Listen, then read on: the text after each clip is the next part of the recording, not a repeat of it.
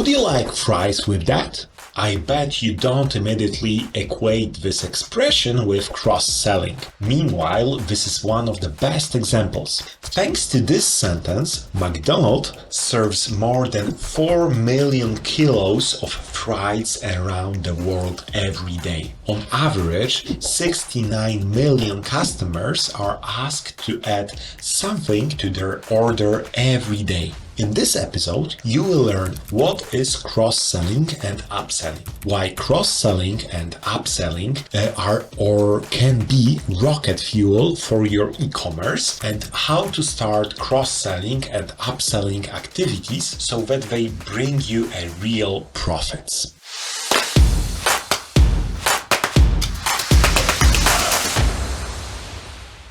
Why cross-selling and upselling are or can be the rocket fuel for your sales. More customers and more revenue.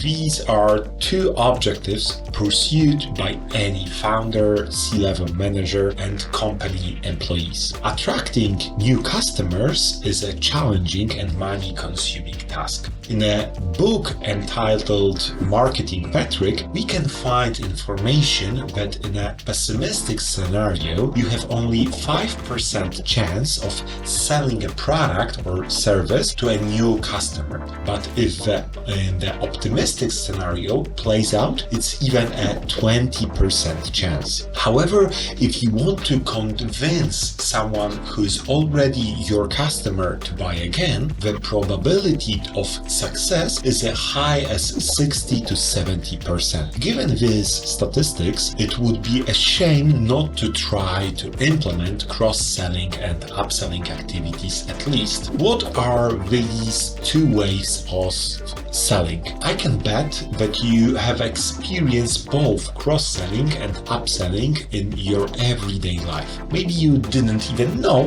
that you did. The seller also offered you to buy other products related to the one you already selected. For example, shoe care products or the initially mentioned fries to an order at McDonald. That was cross-selling. Cross-selling is a sales technique that involves selling an additional products or services to an existing customer. Did the retailer offer you a special deal when choosing an extended contract, such as 6 months gym membership instead of 1? It was an upsell. Upselling, on the other hand, is a sales technique in which the seller invites the customer to buy more expensive product, upgrades, or other additions in order to generate more revenue. Let's take a closer look at those two strategies. The main goal of upselling is basically to increase the average order value and the net profit, while main goal of cross-selling is to increase the overall sales value. With upselling techniques, you try to encourage people to buy a higher end and more expensive version of a product or service that they were interested in, but they haven't purchased yet. Cross-selling is about motivating people to buy other products that are similar or complementary to those they have already bought or haven't shown interest in buying. In upselling, the suggested offer should be a similar but improved version of the original product or service. In cross-selling, the suggested product or service might be similar or different from the original product as long as it can be used with the original for best results. The use of these two techniques separately or in tandem creates an opportunity. For you, it's an opportunity to maximize profit, sell or promote less popular goods, or show a wider range of your services. Bad cross-selling and upselling cost money. Using cross-selling and upselling techniques sounds like a piece of cake. If upselling and cross-selling are not properly planned and executed, you can lose money instead of earning additional revenue. Cross-selling and upselling activities cannot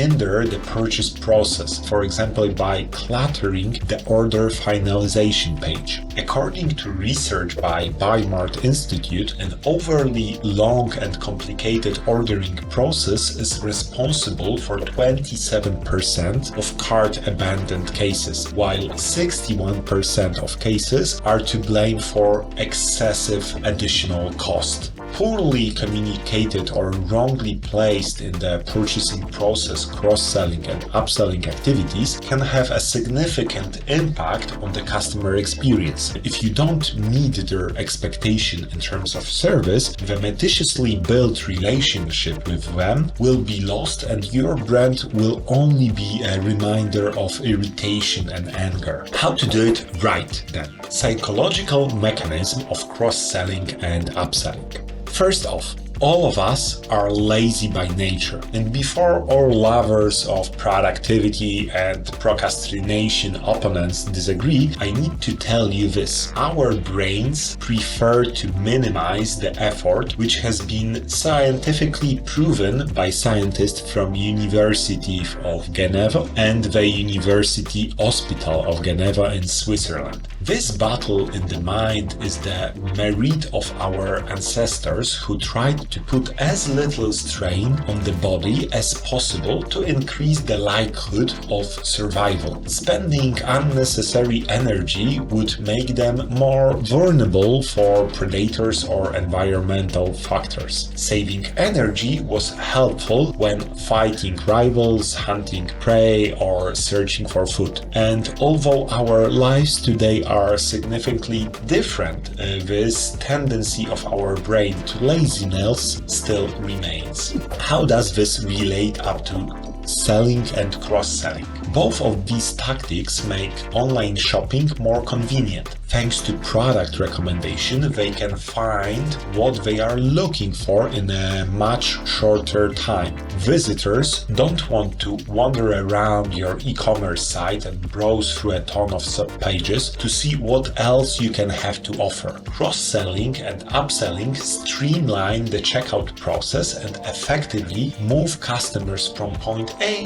to point B. A second mechanism that supports the process of cross-selling and upselling is the so-called reward layout. It is a collection of brain structure related to motivation and behavior control. Our brain developed this mechanism to increase the likelihood of potential beneficial behaviors for the organism. For example, we feel relieved by saving money for the things we need. Taking advantage of a good offer activates the reward center in our brain. After all, who wouldn't like to have more cash in the pocket, especially nowadays? The final reason why upselling and cross-selling appeals to us from a psychological point of view is that it uses FOMO, which is the fear of missing out, and in the context of these two tactics, the fear of missing out on the best possible deal. I talked about the FOMO effect in an episode about psychological tricks. If you want to hear more, I invite you to listen to it. And combine this tactic mechanism as one tactic, let me introduce you to Wayfair. Knowing that customer buy experience when it comes to furniture, this e-commerce store not only places the item being viewed by the buyer in a graphic that resembles an exhibition and brick-and-mortar stall, but also juxtapose it with 5 other products being sold, presenting it as a chair and other marked products can complement the interior design. This is a cross-selling strategy commonly used for lifestyle and fashion products. Retailers who include high-quality photos or videos of products in real-life scenes can encourage additional purchases and of related products. Designing the cross-selling and upselling process. Let's take a look at the process of designing and planning cross-selling activities. Before you take on the challenge of creating a strategy to get to know and understand your customer through market research or by tracking their behavior on your website, think about what is important to them, what their needs are, and what benefits they can see in cross-selling. The better you get to know them, the better you will be able to target recommendations based on their previous activity and purchase history. If you are not yet using any tool that would allow you to collect and analyze customer data, this is a good time to look for it. Thanks to this, you will be able to draw conclusions and respond to the changing needs and desires of each customer and make personalized recommendations on a regular basis. Developing lasting relationships with the customer and gaining their loyalty in the long run will support your cross-selling strategy. Don't forget to set sales goals so that you can regularly monitor, analyze, and improve your activities. Knowing and understanding the customer is just as important when designing an upselling strategy. In this case, however, you must additionally consider that what will convince the customer to buy a more expensive version of the product. This explanation must basically emphasize that users will get much more value of a relatively low price increase. Let them know you're not just trying to charge them more, instead you offer a return of value in the form of cost savings, product quality, or other noteworthy benefits. Have you ever used online florist service? You were ready to spend more money to surprise someone and make a good impression, right? ProFlowers gives the customer your different sizes of bouquets to choose from. By default, the second lowest price is selected. Such a move increases the likelihood of choosing a more expensive bouquet. ProFlowers encourages customer to add additional items to their cart, such as greeting card, to increase the final value of the order. Identify the potential primary products, the customer's primary choice. It may be something that client was initially interested in. Sometimes it is also a product that the customer has used so far, but you can offer him a better and more expensive variant that is to better meet his expectation.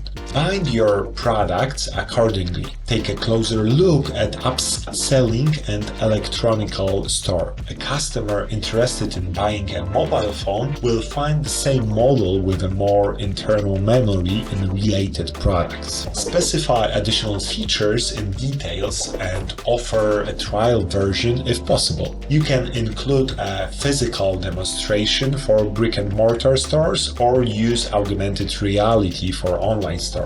Practices that will improve your performance. Personalize. Let data be your guide. Historical customer data can tell you a lot about customer preferences. See what similar products have bought with your products and you'll get a data-driven cross-sell recommendation. In this way, you will be able to scale your strategy to entire buyer segments. Cross-selling and upselling work the best when they are precisely targeted and relate to what customers are already buying. Relevant, highly personalized offers will also improve customers' retention and loyalty. An effective upselling tactic can be offering a discount on the minimum order price. Look Fantastic does this by allowing the customer to save 10% or 15% when they spend £80. If the customer is already close to that amount, this will likely induce them to purchase an additional item they have not previously considered just to meet the minimum amount. Try to avoid the so-called paradox of choice. Do not overwhelm customers with too many options. The paradox of choice relies on the fact that the more possibilities the consumer has, the more difficult is it for him to make a decision, which may reduce his satisfaction with the purchase he made. Start by offering 2 or 3 upsell options and see which one suits your audience the best. To determine which ones are most likely to be successful with specific customer segments, do A/B testing.